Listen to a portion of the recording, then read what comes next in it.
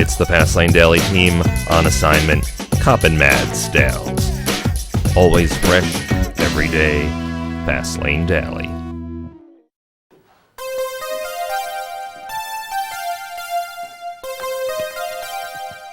Woo!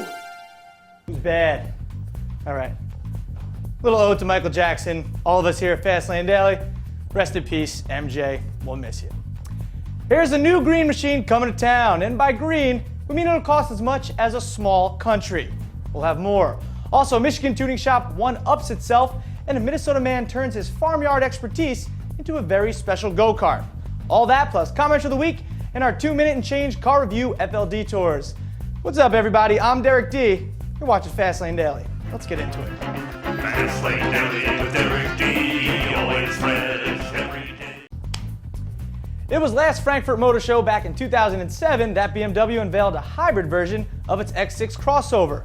The clock's about to strike 2 years, and the Bavarians have another active hybrid model ready for the Frankfurt spotlight. It's based on the company's flagship 7 Series. That car was spotted this week amidst a right flogging on Germany's Nurburgring. Of course, the greenest thing about the new hybrid will be the potential for races between stoplights. The 7 Series hybrid combines BMW's 400 horsepower, 4.4-liter twin-turbo V8 with an electric motor that adds 20 extra horses. Of course, between the E-motor and the 2 turbos, the Hybrid 7's torque figure will likely be in the 600s. That's enough to shred the very expensive tires, which just means they won't end up in a landfill. Look at you, saving the planet. Oh, and word is the hybrid system will improve fuel economy by 15%, so I guess there you go. And Michigan tuning house Specter Werks is apparently undaunted by the auto industry downturn. It's been nearly a year since the company showed off its Corvette GTR, and it's already got an updated version. The new model has the same carbon fiber body kit, but one modified cam later, the GTR is now 80 horsepower richer. That's a total of 615. Power comes from a 6.2-liter LS3 V8, stroked out to 6.8 liters. The GTR also gets Specter Werks wide body kit and exhaust package. The upgrade starts at around 35 grand. C6 Corvette sold separately. Batteries not included. All right. And what's the spark that motivates a garage inventor on the relentless pursuit of discovery? Is it saving the lives of millions, or making a pile of cash and retiring to Saint-Tropez with a Spanish princess? Possibly. But sometimes an inventor just gets bored with building hog shelters and goes on a sheet metal binge after a marathon session of Batman sequels. That's the story of this Minnesota man who built a go-kart-sized model of the Batmobile in his garage. Who cares that his only experience in metalwork was building pigpen gates? The only movie photos as a guide, he turned out this mini tumbler, powered by a 6.5 horsepower motor he bought on eBay. While it won't likely do much to bring Minnesota criminals to justice, it does top out at around 70 miles per hour, which is definitely enough to scare the hogs. Keep watching his YouTube site for his building plans, which he says he'll eventually sell for $40 each. Ask him nicely, and he'll probably throw in a pound of bacon. All right. You can follow all our FLD shenanigans on Twitter. That's twitter.com/FastlaneDaily right here in. Hee. Also, next up, comment of the week and FLD's 2-minute and change car review, FLDetours, coming up right after this.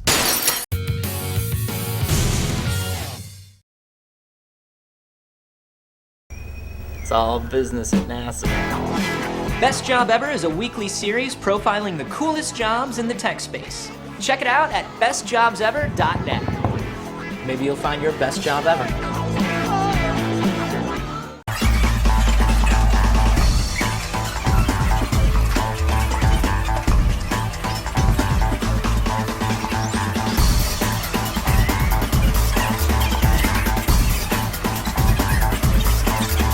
Always fresh, every day, Fastlane Daily. Welcome back. Iken has commenter of the week time. Comment, our show, yeah, commenter of the week. Comments. All right. This week's comment comes from a dude named Cocoa Sauce. At least I think it's a dude. The name like Cocoa Sauce, I'm just not sure. Anyway, he or she wrote, "What's the point of electric vehicles that only rich people can afford? Tesla? Unless it's under 20K, it's just another, we built it to show we can build it, and it won't catch on." All right, Cocoa Sauce, here's the deal. It's always the manufacturers who have the cash that can develop the higher end technologies. Then it usually trickles down to the more economical brands. That being said, there's nothing wrong with people building things just to show they can. How else could we end up with gifts that sit in the back of our closets for 10 years? I mean, if people didn't build things to just show they can, there wouldn't be a lot of cool shit in this world. I mean, like the bread machine, soap on a rope, Funyuns, Taylor Ham, ShamWow, Twitter, desks, the wheel, Reebok pumps, slap bracelets, and of course, the best invention of all, Chuck Norris. Chuck is the man.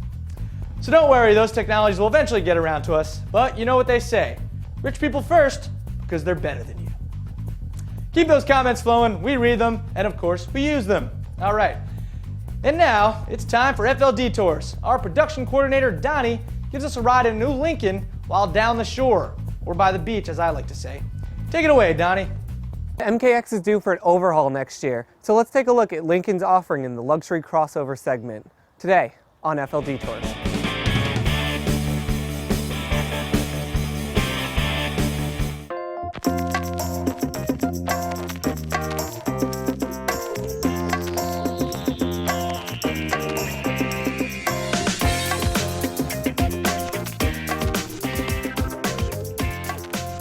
The Lincoln MKX is a direct competitor to the Lexus RX. Same 3.5-liter V6 made into a 6-speed auto, cushy, luxury, plush. It has the style that the RX is missing, where the RX is vanilla and it's a marshmallow and it just sort of wafts along. This car's a little more involving. The steering's heavier, it's more direct. Compared to most crossovers, this actually drives like a tall car, which it should.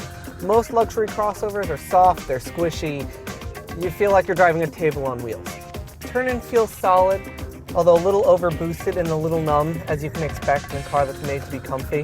The car feels safer than most luxury crossovers. I think that comes from the fact that you can really feel the road, and you have a little more active control when driving. But highway stability is only so-so. It's still a tall wagon. One of the best features about this car is it's just really comfortable to drive.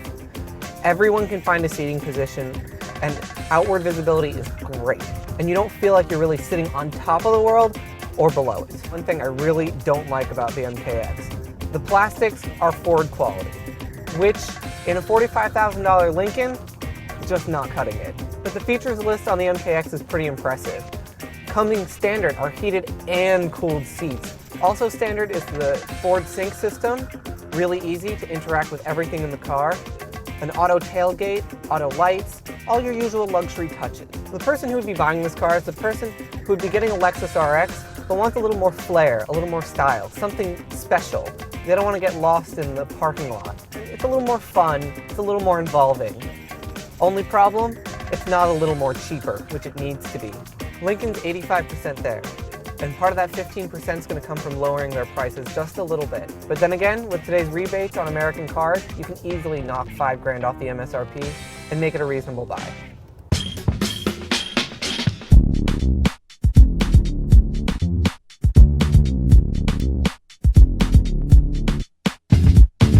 Thank you, Donnie. Good job. Well, that about does for Fastlane Daily this week. What a week it's been. I'm Derek D. You guys have a solid weekend. And in all seriousness, Michael Jackson, you will be missed. Farrah Fawcett and Ed McMahon, too. Adios. Oh, I didn't mean to hit the camera.